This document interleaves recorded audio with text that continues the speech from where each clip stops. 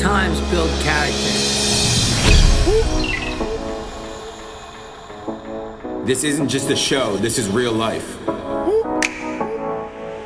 It's not about how you start, it's about how you finish. You gotta see it before anyone else can see it. Every second, every minute, every day.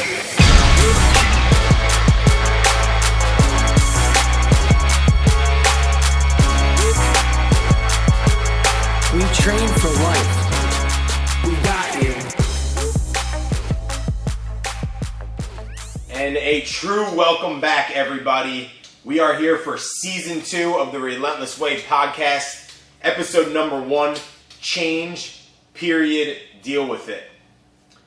Here with my longtime friend and partner, Matt Strout, and we have a guest from behind the camera today, sitting right here to my right, Ryan Frasier, longtime friend, longtime Relentless member, part of the community, really to the core of where we came from our town, from Jackson, New Jersey.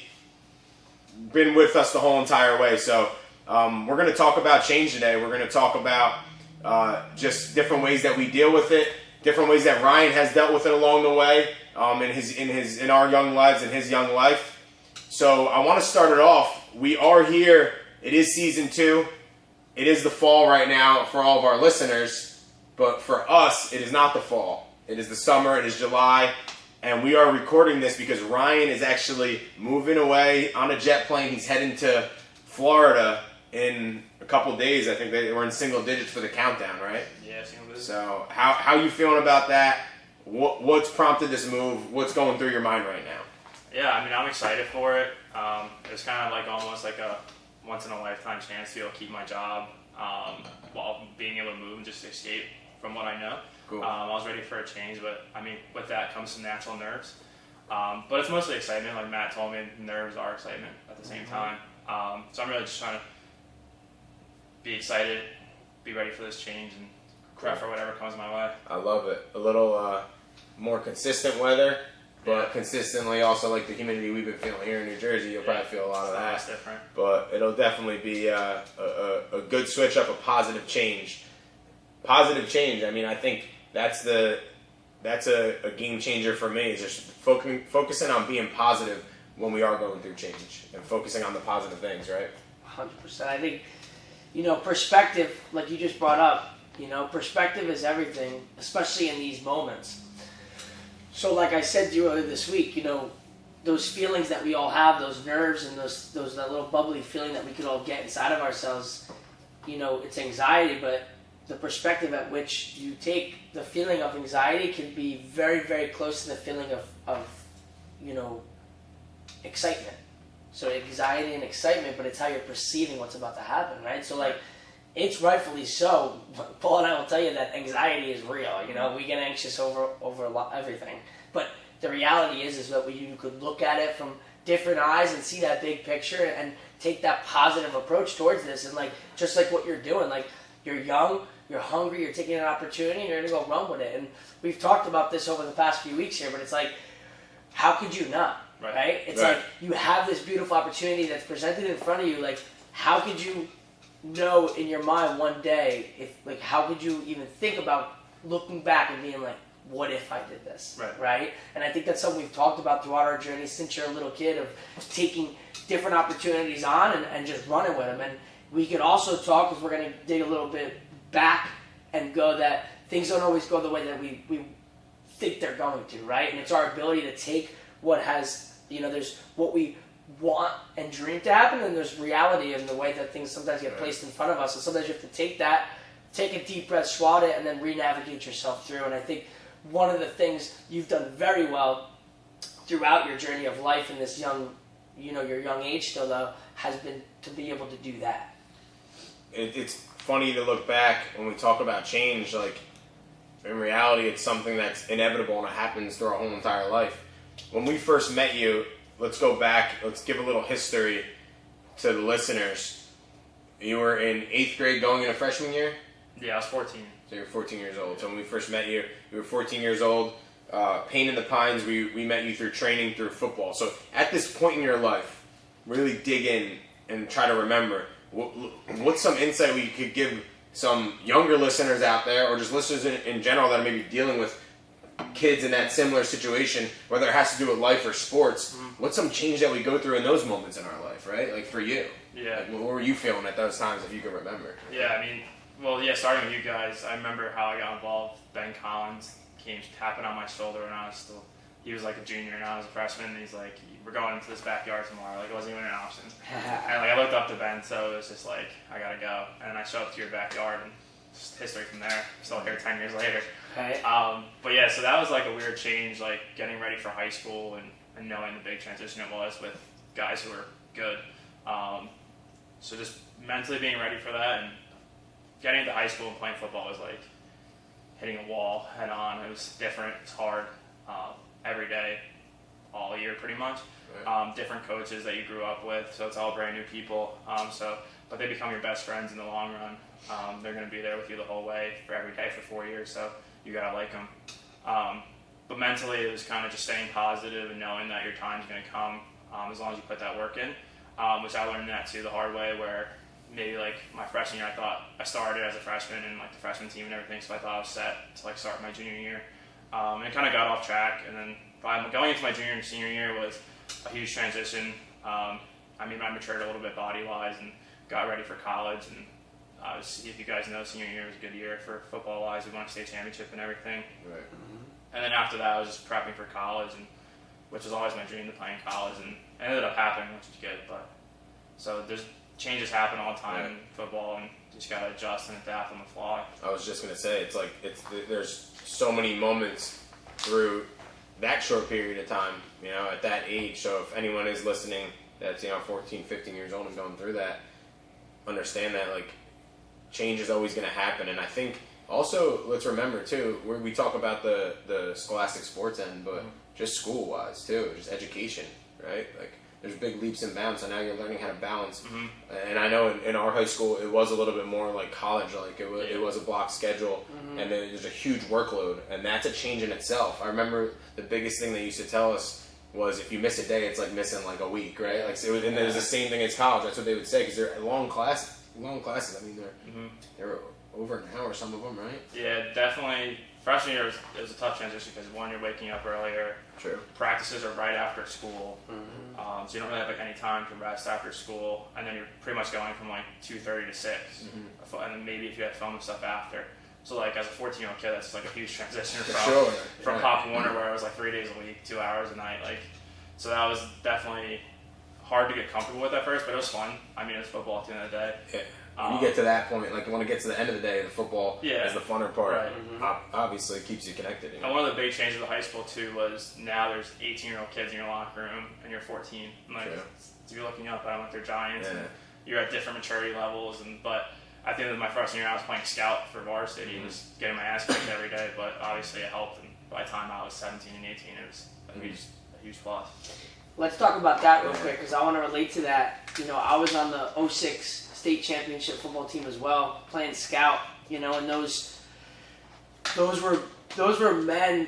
That team was just a group of men that like I have never seen ever before again. Like those seniors, they were just unbelievable, sick athletes. They had sick work ethic. They had great culture, and they were a well put together team. Like they're a well oiled machine. And if you understand sports and you understand the value in scout, right, and that's what we're talking about here, is the ability to give them good looks and give them work, and I think at the time, when I look back, it was hard, it was raw, like these boys were coming for blood every day, and at the time you think, well, like, what am I doing this for? Like, I know I'm not playing. Like, our team was stacked, these guys were huge, and like they were crushing everybody. Like, we went 12-0, like it was unbelievable watching these guys play ball. So, but in the moment, like, you really do some deep thinking, because you're like, well, I'm showing up every day and I'm just getting pounded, knocked down every single day, multiple times. And for me personally, there was something inside of me that just kept me getting back up. Like, it was my pride looking back now that, like, you get knocked down 100 times a day, but 101 that I'm still getting back up. And I think looking back, it was one of the greatest moments because it taught me how to know that you don't always need to be the guy, number one, right? So I wasn't the guy, but I was dedicated to the movement. I was dedicated to the team, and I knew my place, and I would show up every day, and I would work hard, and I would give it my all for the big picture. So I wasn't necessarily a leader, but I knew my position, and without even knowing that now. So, right, like it was just like something that happened, but the value and the moments that come from that help you grow as an individual because you learn how to be a part of something, you learn how to put your head down and work day in and day out and know that you have to be patient. We speak on aggressive patience a lot here, so I think that's a really good point that you bring up because there's so much that comes from that now I'm sure, and I know it for a fact, that you use in an everyday basis in your life now at this young age. Still, even when we were freshmen, like, those seniors were also like ruthless. It was like a brand new coaching staff. Like Jackson football had like a little bit of a lull for a few years, and then my freshman year we made the playoffs for the first time in a few years, but then we lost the first round. But those seniors kind of molded us to by the time I was a senior, we were good. We were way better than everyone, and obviously when we went all the way, showed that even that can relate back to 4 years before. And that what you learned through that. Stepping stones. It really is such a valuable experience. And a lot of people, think when we as men sit here and talk about high school sports or college sports or our youth or dad's living in his glory days. I think the biggest thing to realize is that like when you are in that position to speak about that and have those experiences is to not do yourself a disservice and do it the right way. We're doing in the way that we speak about it. Right. We speak about it with each other to reflect on and to remind ourselves that we've been through these moments of change and we've been through these moments that hard times are put in front of us. Maybe not the hardest of times, but at that age and at that point, that's our world, right? So on a different scale now, as you get older and you grow through life, it becomes a little more prominent those times, talking about a situation that you found yourself in when you went away to school for your first trip to Florida, right, in college, and you had a bad injury, a horrible back injury, that some other people might say and look at it and be like, oh, that happens commonly, but for you, then that individual in that moment, that was traumatizing, could have been a very traumatizing situation for you, and how you handled it was with flying colors as we, expected, but of course it had its moments, right? Yeah, so I'll start. So, like I mentioned earlier, playing college was my dream. So I got a scholarship to go play at a school in Florida. I didn't really do much research. I heard the word scholarship, and I was like, I gotta go. I had two. A lesson in itself. I had one in Kansas and one in Florida. I'm gonna pick the Florida one. And then like a lot of D3 schools and everything. But I wanted to play at the highest level. Like that was always my goal. So I went to Florida. A lot of changes happened from the time I committed to the time I got there and that I didn't know about. So when I walked on campus, it was just like the coaches were different. Like two of the coaches were the same and everyone else was different that I met. This was August and I met them in June. Which we've learned that's very common. Yeah, it's super common in college. I mean, that's the turnover coaches in college. But, I walked on campus and my offensive line coach, I just hated him. I hope he's listening, to be honest, because I hated him. He was probably one of the worst leaders you could have in this world. Pretty much the entire team hated him, so that's a problem. And actually, after I left, he got voted off by the captains. The captains pretty much fired coach. He was that bad. But so that was a huge step. And I was already moving far away. I was pretty much by myself. I didn't know anyone. Had to make new friends. Change. Yeah, the school was smaller than my high school. So it was smaller than Memorial by 2,000 kids. So I was seeing the same people every day. We had 2 dorms. It was small. The football was good. The football was fun. I was playing at a higher level, so the competition was good.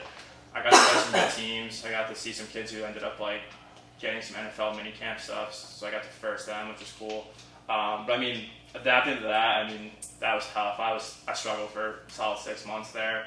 But the only thing that kept me going was I knew I could leave. Once I started looking into transfer. And what did you struggle with specifically, though? Was it being away? Was it football? Was it just a mix of everything? Everything. A little shock? We practiced at 5 in the morning, so it was I wasn't sleeping much.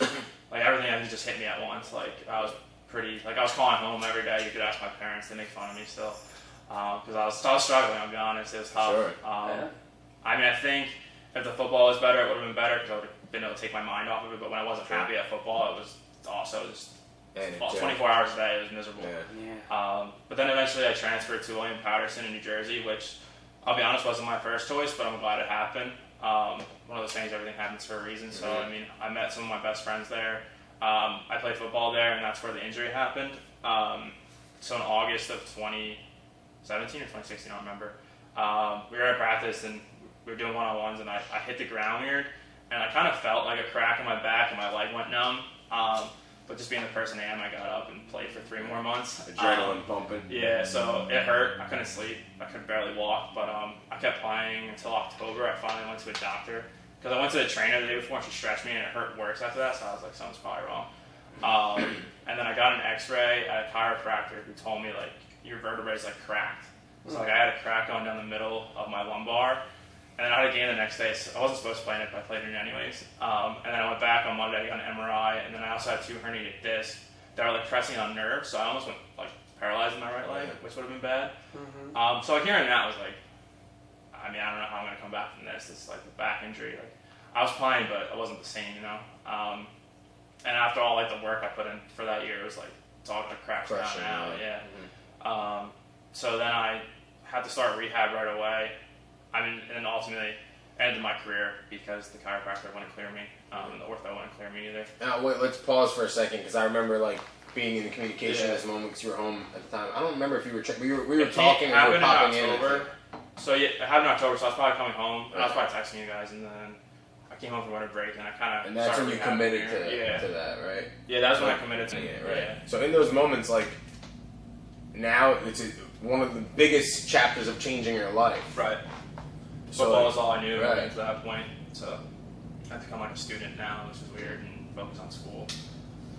And if anyone knows Ryan, like most of us, but if you know him well, like he's competitive and he wants to be in there, he wants to be playing. He loves football, you know, with a huge passion. He's a loyal player person and passionate with everything he does. So like to watch him in those moments, it was like, you know, we have to be here for Ryan. I'm sure your family, we weren't communicating with them as much as maybe we have over the years after that, but like in the same realm, like this is a young man going through this difficult moment in his life, that's all he knows, right? And remember, like when this moment happens, because it's common, right, that an injury happens or that someone's decision has to be made for someone's career to come to an end in scholastic sports, right? But we all know the future of it. We all know the percentage of playing at the highest level, but it just stinks to happen that way. But the point is how impactful it really could be in the moment. And we've seen some other players and people we have grown up with or stories that could choose a whole different path and could go a whole different way. It could be bad. You could be put in dark, bad places, right? Yeah. So credit to you, to the people you surrounded yourself, to all of the things that we talk about in this podcast and in our discussions, to how you handled it and how collectively it all came together. You know, I really want to just highlight that because thinking back in those moments, there's moments of where like you could be in a bad place. You know. Yeah, I remember there was a moment when I was in Relentless. It was like right when I came home from winter break. I was walking on the treadmill because that's like all I could do. Matt came up to me and was talking to me about like making a decision and everything. I don't know, you probably don't remember this, but he told me it was like probably one of the most mature decisions I could have made to like call it a career and like focus on the future because I mean if I kept playing it probably would have been a disaster. I probably wouldn't be able to walk. Hurting more. Yeah, I mean I still feel it to the day sometimes, so if I kept playing football I can't imagine what it would have been like. But then I took the opportunity to just get healthy and so probably from like December to June maybe I was really like I couldn't do much. But then June was when hit the ground running and I ended up losing like all like the lineman weight that I didn't need anymore, kind of transforming my body just to be a regular person and not much of an athlete anymore. Wow. I wouldn't say it like that. Yeah, think about what you've done now. Let's talk about what you've done since then. Yeah, so physically, athletically. I mean. I've been trying to make a baseball comeback. I was gonna say that was a little stint, but it helped me focus on something. Yeah, exactly. It pinpointed that what you were going for. You were leaning out. Yeah. We were training. You know, we were having fun with it too. I got close, which was honestly impressive in my mind. Like I was proud of what I did, and that I got good at a sport I didn't play for 4 years because of college. Like it's a 4-year comeback. I think that's the thing is like you're just constantly really looking back at it. We don't give you enough credit. You know, you're really resilient. You know, yeah. But he strapped those he was going to be a catcher. He strapped the pads back up. We were going to the field doing drills. I was pegging balls on him. I was having more fun than he was. Right? But like to see the reason why I was attracted to it and why I had so much passion towards it because of what he put into it and how I watched him work since he was so young and deal with all of these moments of and adapting over and over in his life. I was so willing to put my energy on the line because I knew he was gonna do whatever it takes to adjust. You know. And what about even since then, though? Even most recent. Yeah, so I did the triathlons. I've done 2 triathlons now. Yeah. That was like, so after I graduated, I worked a job for 6 months that I hated too. That was a miserable job. I was commuting like 4 hours a day and working like 12-hour days. Kind of put my body through like a weird change, like because of the amount like I was working and like I guess the stress, like I gained a little weight and I just needed something to like do. When I ended up leaving it, I had like a month lull before I started my job I'm at now. So my dad did a triathlon back in like the 90s, and I was like, I want to do one. There's also like coincidentally one of like the YouTubers I watched, like he was also doing an Ironman, so I started watching his videos. And I was like, this looks cool. I want to do it. So I found the Belmar one, which is just like a sprint, so it wasn't anything crazy, but it gave me something to focus on. For sure. Like I was getting bored of just like regular training. I wasn't the same anymore. Like I wasn't as strong at the moment, so I wanted to cut some weight and just get like my cardiovascular up endurance wise, and it gave me something to train for. So every morning I would hit like a bike, swim, or run, and when I got to the day of the first race, it was good. I mean, I didn't know what was going to happen, so it wasn't as smooth as it could have been.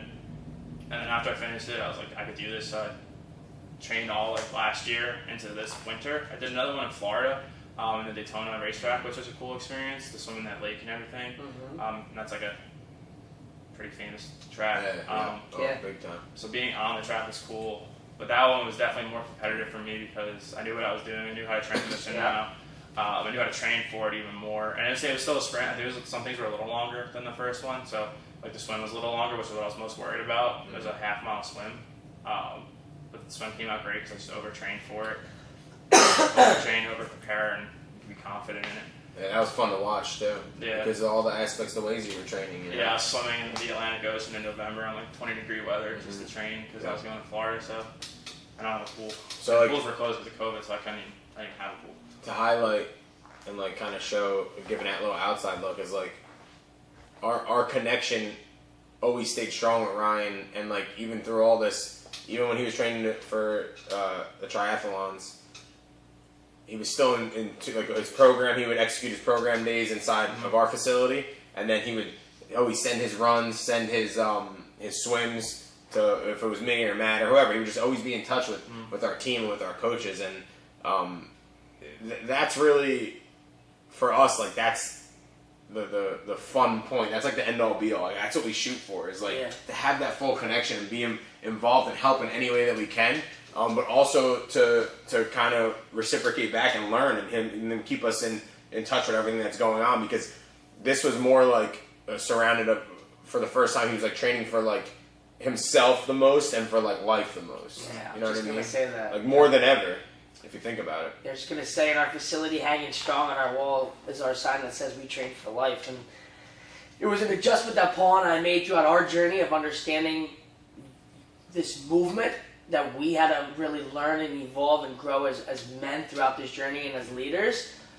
But we went through those changes as well, and I think that we could highlight 2 things from this of just him and his competitive athletic journey as well as just life, right? Because he was doing both, like even in that short story right there, he's doing both at all times there, and he's still being able to compete. And I think for anyone listening, like, competition doesn't need to end, right? So like you said earlier, there's some people that we know that say dwelled in our high school, our younger years of things that we did and we wish we could have done, and like we all hear those talks and we're just like, all right, like it's old news kind of, right? Like, what are you doing now? And I think that's a big thing that people forget about, and it's just like, all right, that's cool, you know, like hopefully you have those lessons and you could use those to apply, but like what are you doing now? Because unfortunately the way the world works is like what you did then doesn't matter. It's like what have you done now and what are you contributing?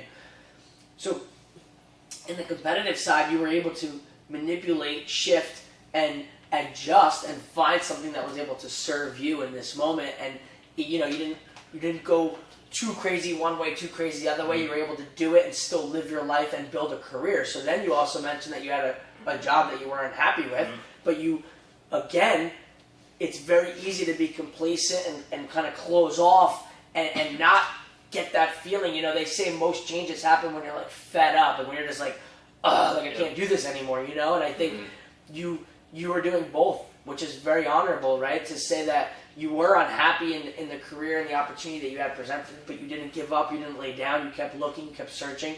It was a weird time with all that stuff going on, but you stayed persistent, and here we are today now, to the point where you've built this career, you're able to keep it, you're going to go, you know, move yourself from everything that you know, step into unmarked territory, still keep your competitive side and train hard, but also still keep that career and keep that pushing forward. So I think there's a lot of great things to take from this. And you're how old?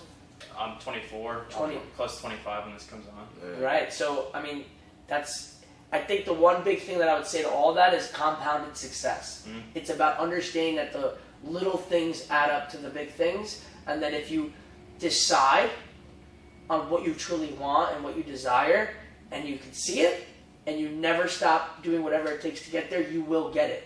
And you think people underestimate, there's that saying, like, people underestimate what they could do, or they overestimate what they could do in like 3 or 5 years, and they underestimate what they could do in 1, let's say, right? Because they see this and like, oh my God, it's going to take forever, it's going to be all this stuff. But in reality, like, if you just one day at a time, you get those little wins, and you keep moving in that right direction, it starts snowballing very quickly.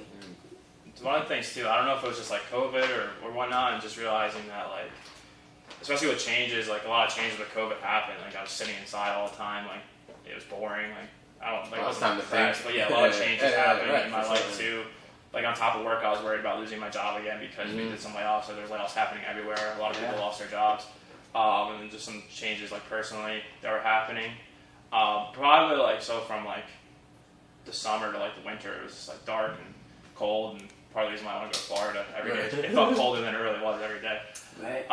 But kind of realized that life's too short to like dwell on things. Like it can end any time. Seeing like COVID happen and people just dying left and right, like it's too short. And then like I was telling Paul, I heard a poem the other day called The Dash. So it was like on your grave when you die, it's a year, the dash, and a year.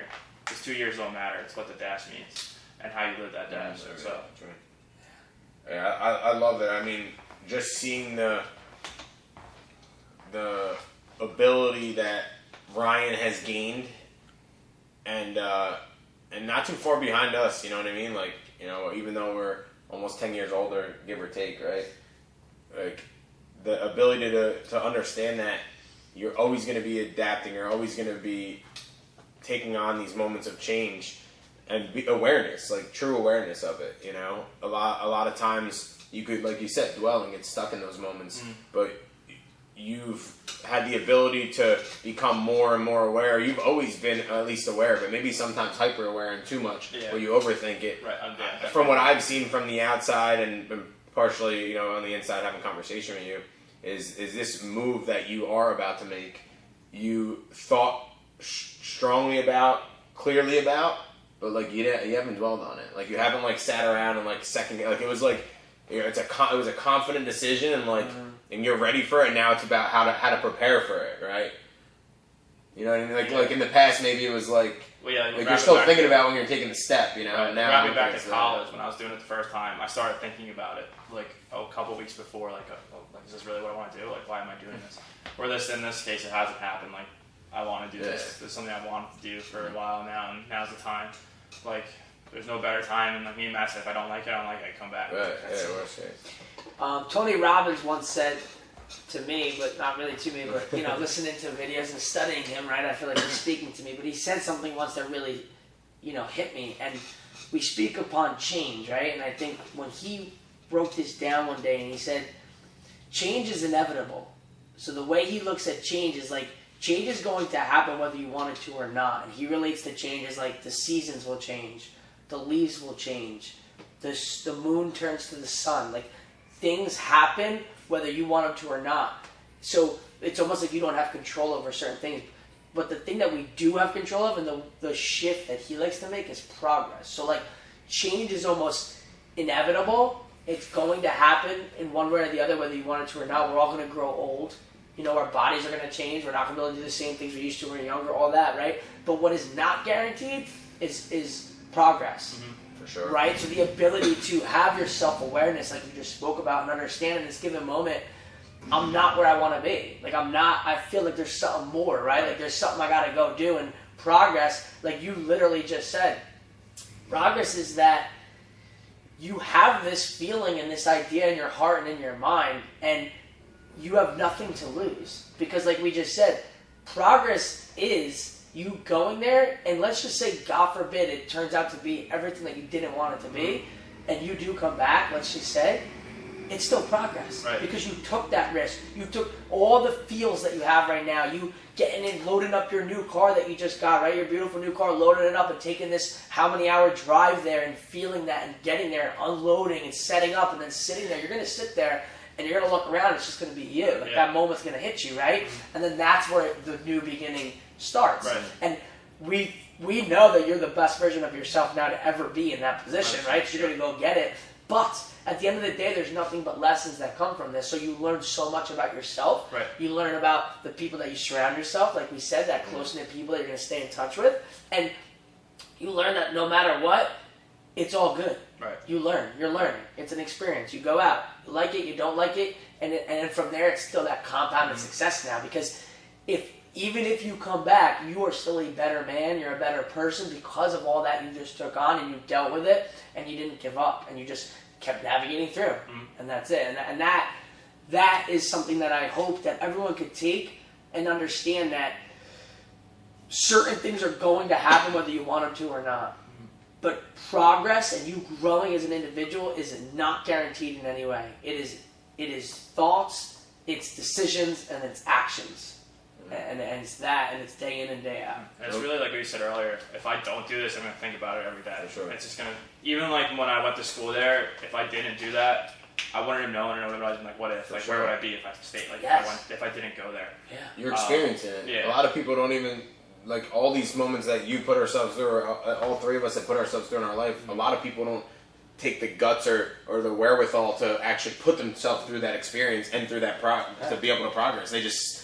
They just shut it down, and like you said, don't do it. Yeah. You know what I mean? You think you're probably gonna probably have that anxiety inside if you don't do this or do it. Right. Like, let's be real, right? Yeah. Like, if you didn't do this, you'd probably constantly Yeah. be doing, but there'd be that like deep little like voice being like, what if you went to Florida? Right? Yeah, Like, like, where would I be? Yeah. Or we load up and go, and now you're like, holy shit, like, I'm about to leave everything I know and go to Florida. Like, Yeah. so either way, you're going to have the feeling, Right. why not just take the risk, go experience all Right. these, and learn all of these beautiful lessons and wisdom that are going to stay with you forever, too. That's the beautiful thing with compounded success, is like, all these things that you go through, you constantly get better. Right. You never lose those experiences, and that's wisdom that gains with you and then allows you to take the next opportunities that present themselves in a new fashion. Now you're the next best version of Ryan. Now you're the next one. Now you're the next one. And that's just constantly what you're doing throughout life. As they present, you take them on, you figure it out, and you move on to the next one. Sure. Yeah, watching a few other people do it, like Heather, watching her take her jump Sure. with her new job and everything, that was kind of like, I could do this. Like, Yeah, for sure. it's going to be a good change.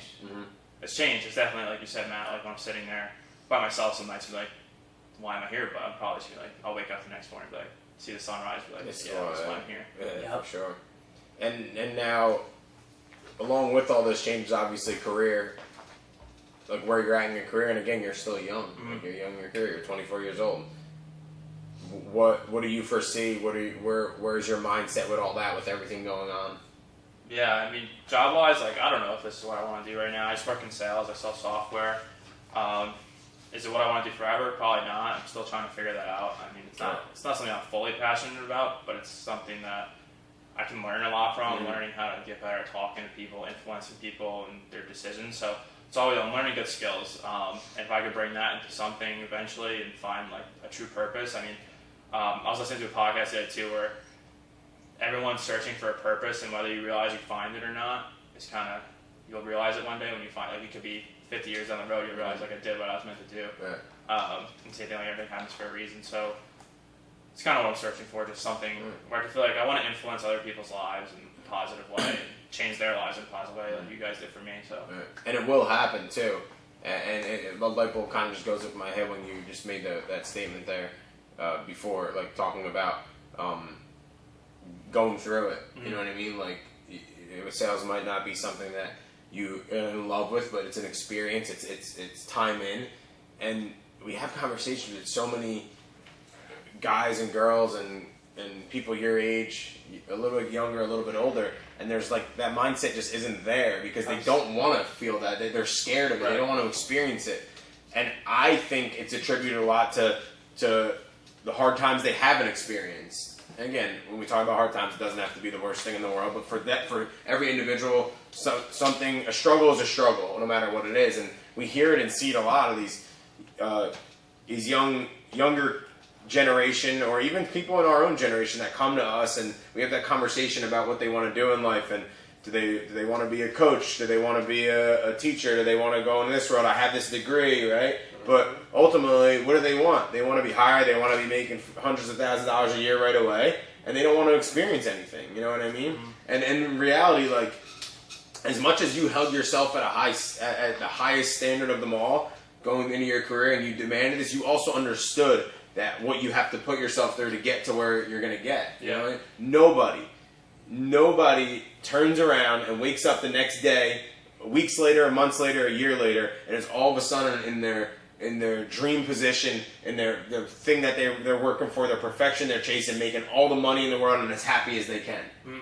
If you could find one person that has done that, come and let me know, because I want to know know the secret sauce. Yeah. Even for us as entrepreneurs in business, even the biggest of them all in Amazon and Apple, like they go and watch and actually educate yourself on their journey of the changes and the different perspective that they saw in their life, because everyone has put themselves through stuff like you have, right? You know what I mean? Like we have. Yeah, I mean, I was going to say the same thing. You said it, but I mean, I'll add a couple little points. But I think, number one, it's definitely lost of that thought process of the ability to take every experience and take the good from it, right? So, I mean, I'm very proud of the way that you said it, because that should be what you do, right? I think almost everyone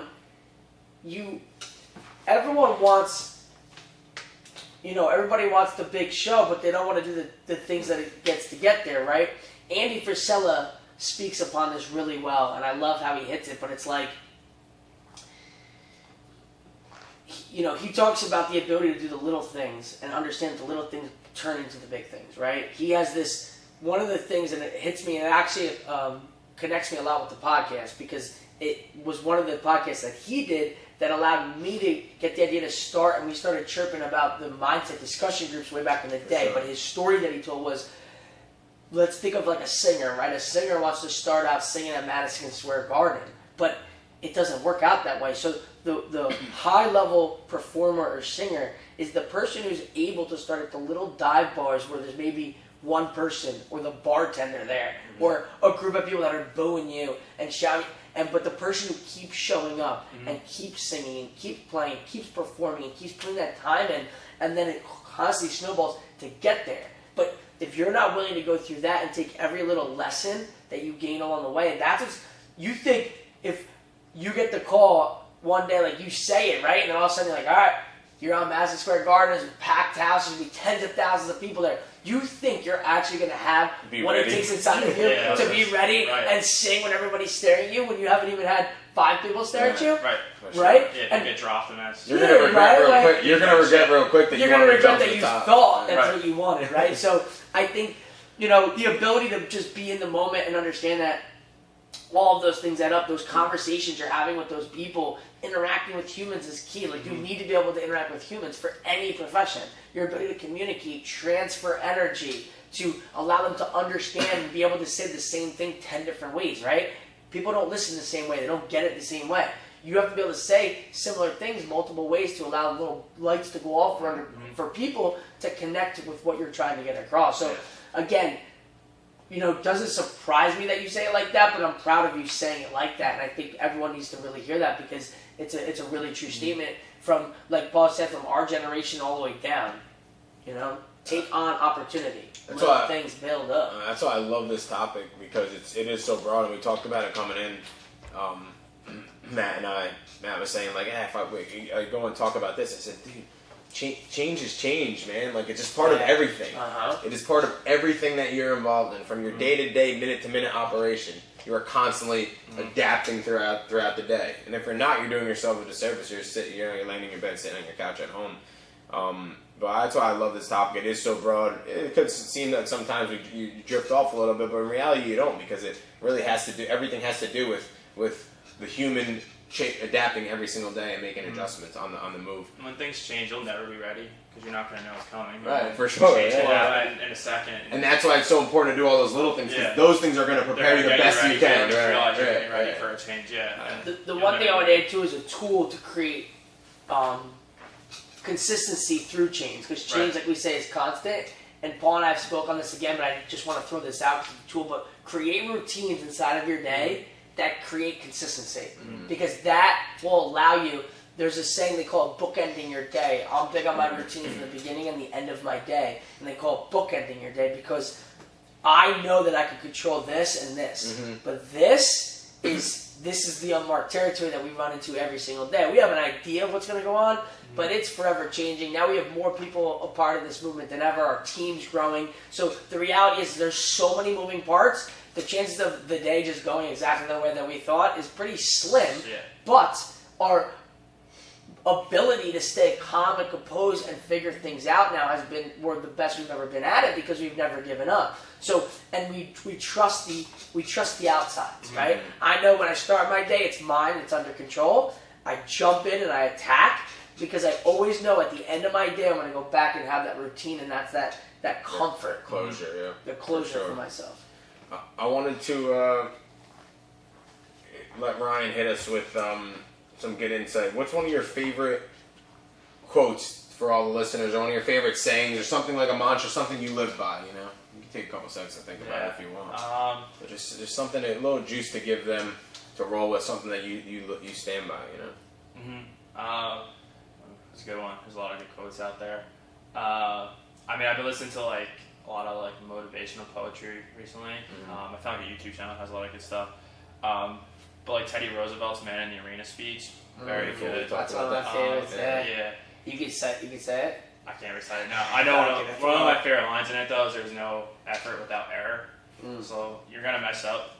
There's gonna be mistakes, and it's just how you learn from them and adapt to those changes that you come. I mean, he's probably one of the most notorious presidents because of how he handled everything and the way he grew up and got rid of his own like problems by living in the woods. But yeah, it's a great speech.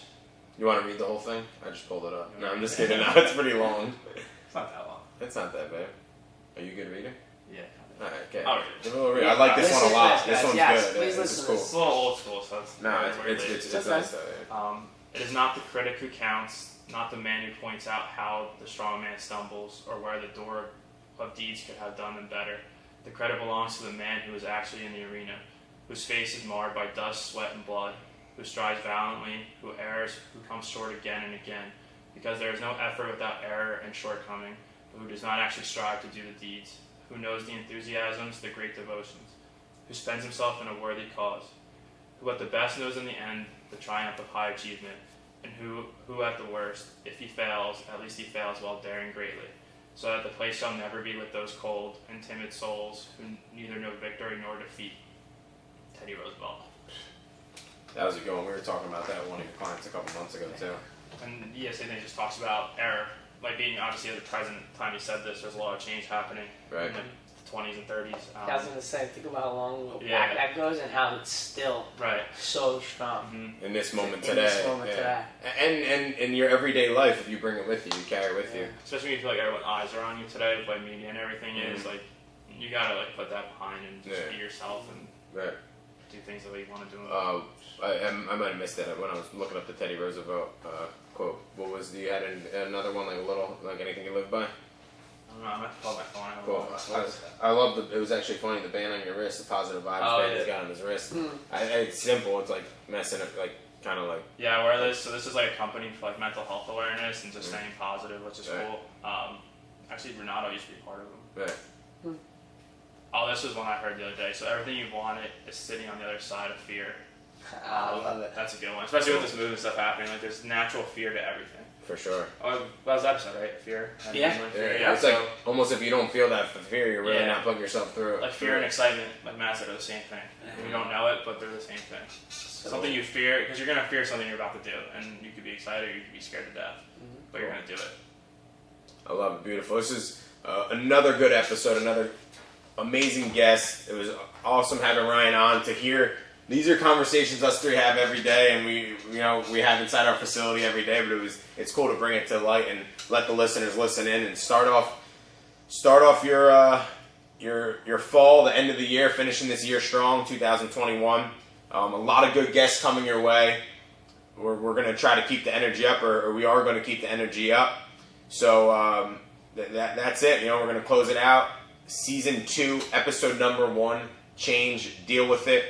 We are on Apple Music now, as everyone knows, Apple Podcasts, Spotify, Amazon Music, and Buzzsprout for anyone that listens on that. We are also on YouTube, and again, as we always want to remind you, we're always striving to get better. We love your feedback. That's our energy. That's our fire. Email us, shoot us a text, DM our Relentless page or any of our personal pages for feedback and any ideas you have. Relentless Way Podcast. Season 2, Episode 1, checking out. Thank you, guys. See you later.